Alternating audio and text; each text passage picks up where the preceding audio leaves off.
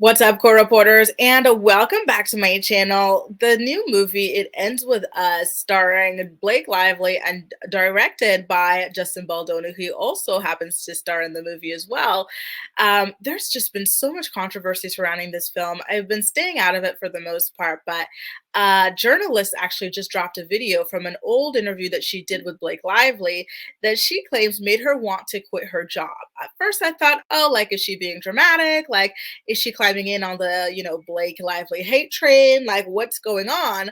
But when I watched the video, I was genuinely shocked, stunned at the way in which Blake Lively and her co-star, whose name I don't even remember, we'll find out in this video, treated that woman. So let me pull it up here so that we can get into it. So just so you guys know, the journalist's name is Kjersti Flaa, and she was interviewing Blake Lively for a movie. Mind you, it's a movie, it was a Woody Allen movie, and we all know how problematic Woody Allen is. So keep that in mind when you see how pretentious, high and mighty Blake Lively acted towards this woman. And this woman, English is not her native language, at least I don't believe it is, with a name like that, and the way in which she phrased her compliment to Blake. So she starts off the interview by complimenting Blake on her pregnancy, but instead of saying pregnancy, she says, "Congratulations on your little bump."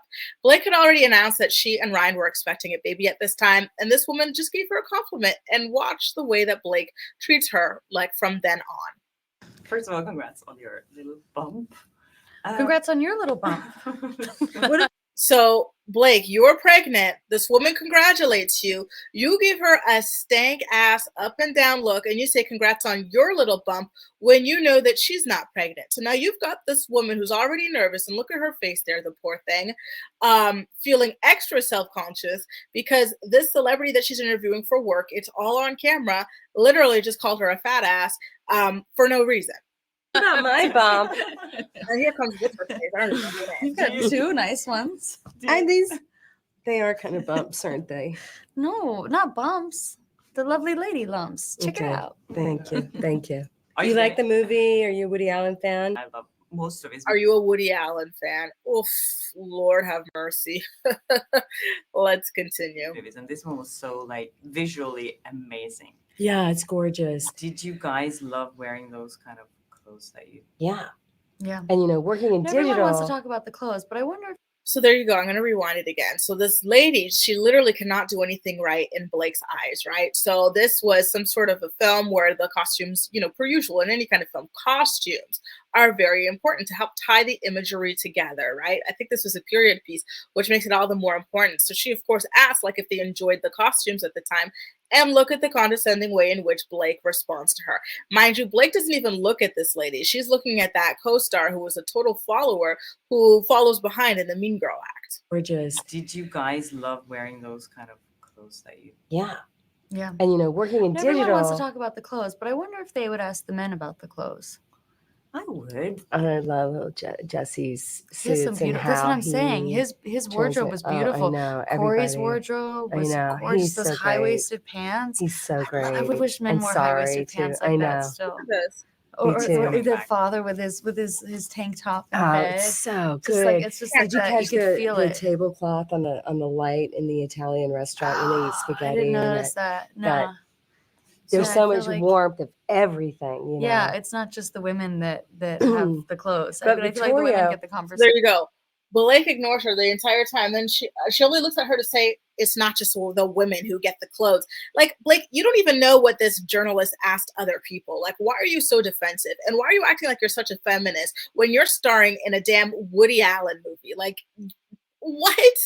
But it's like yeah, every detail with everybody. but yeah, it's so, it was so amazing beautiful. to look at. And then Steve's this, It's like the longest lecture ever. white it. suits. yes, And then you notice in LA, like everybody's in cream colors and all the men are wearing like white and cream. And then you get to Mhm. New York and it's a little bit more browns and moodier. And Susie really told such a story yeah, amazing. Alongside Vittorio because it is a lot brighter and sunnier in LA and New York has just a steaminess to it. And I think the whole Hollywood glam. It's so glamorous and Mhm. everything. Can you relate to the things they were saying about Hollywood? It's so easy to get seduced by the fame and the money and the glamour. you see it all the time.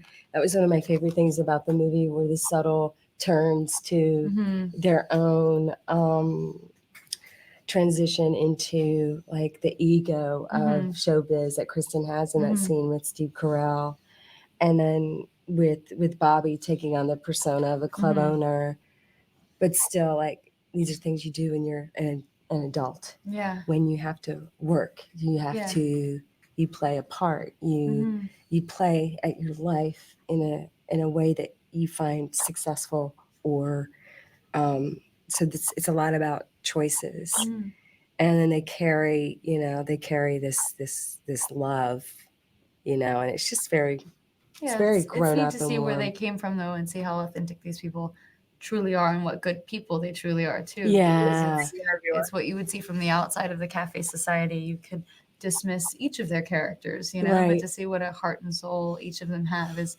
nice. And it's something that, that's the thing, as far as like relating to it personally, that you see, you have these ideas of people that you're fans of, and then you meet them and get to know them as a person. And oftentimes you're such a greater fan of them as a person than you are as the person that people feel like they know. And that's always, that's always nice and refreshing when you see that. Yeah. Do you feel like, what do you feel like is the biggest misconceptions about fame and Hollywood in general?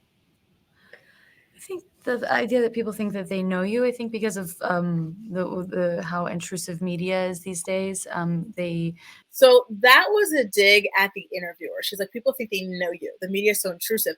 And this is a dig because the interviewer had the audacity to congratulate Blake Lively on the pregnancy that she chose to announce. Blake loves pretending that she's this like private, like, sophisticated woman.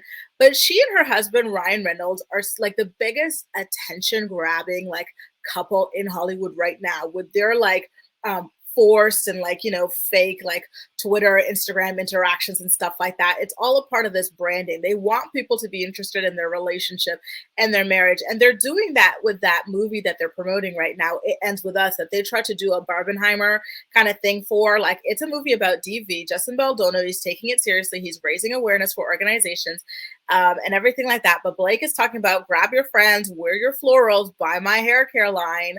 My husband's got Deadpool. Watch that too. Like they do this. They invite people into their lives. They announced her pregnancy, and here she is now being so snooty, talking about the people feel like they know you. The media is so intrusive. Girl, who told you to tell us people, the media, the intrusive media, about your pregnancy? There's people care so much more about your personal life than they do your work. And if you aren't open with your personal life, then they just make it up for you and share it for you.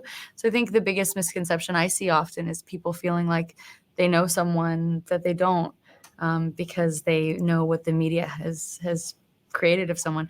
And the disappointing thing, and mind you, I do agree with what she's saying. It's just, I feel like she's just been so disrespectful throughout this entire interview. And now, as she's shading the interviewer, this is when she's finally making eye contact with her. Whereas the entire time she was looking at this girl, which, by the way, is this a wig, you guys? Let me know in the comment section. I'm going to have to figure out who this lady is.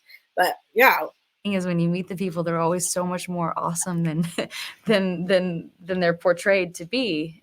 I mean, that's normally my experience. And even people that are portrayed to be really great people, they're just a lot more complicated and interesting and nuanced and caring and thoughtful. And that's always nice, to see that your idea of someone isn't always who they actually are. Yeah. Look how deflated this poor woman is. All just because you congratulated her on her pregnancy. Wow. So there it is, the title, the Blake Lively interview that made me want to quit my job. She literally just posted that 4 days ago. So Kjersti writes, is following sitting down with Blake Lively and her co-star Parker Posey for Cafe Society in 2016 is the most uncomfortable interview situation I have ever experienced. I'm not laughing at her. I'm just laughing at how absurd this whole interview was. Is it not okay to congratulate someone on their pregnancy or to ask another woman about costumes she's wearing in a film?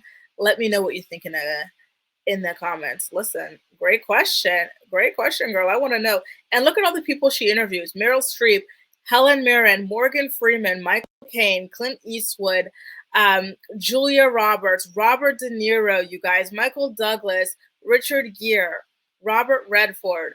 She's also interviewed Johnny Depp, Sylvester Stallone, Leonardo DiCaprio, Angelina Jolie, Jennifer Aniston, Jennifer Lawrence, The Rock, Tom Hiddleston, Zac Efron, and Dave Franco, Chris Hemsworth, Jennifer Lopez, Keanu Reeves. You guys, she's got Harry Styles, Dakota Johnson, Jamie Dornan, Amanda Stenberg.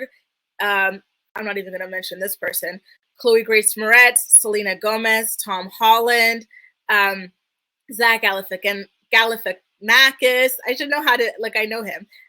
Will Ferrell, and just like so many people. Kevin Hart, Cat Williams, etc. The list really goes on people that Kjersti has interviewed, and she's saying that this Blake Lively one was the most uncomfortable at all. So let's take a look at what some of the people in the comments are saying. Her saying that no one would ask the men the clothes question and trying to act like a good feminist while she's in a Woody Allen movie. I have to laugh. I said the same thing. That's hilarious. She and her husband talk about their kids all the time. And it's true. You can't congratulate her on her pregnancy. That was such a weird and uncalled for behavior. Sorry you had to sit through that. You kept your composure so well. When she immediately pretended to be offended by the clothes question, insane behavior, really showing her true color. Wow, those girls are not even addressing the interviewer. Yep. Good for the interviewer for not getting sucked into their crass behavior.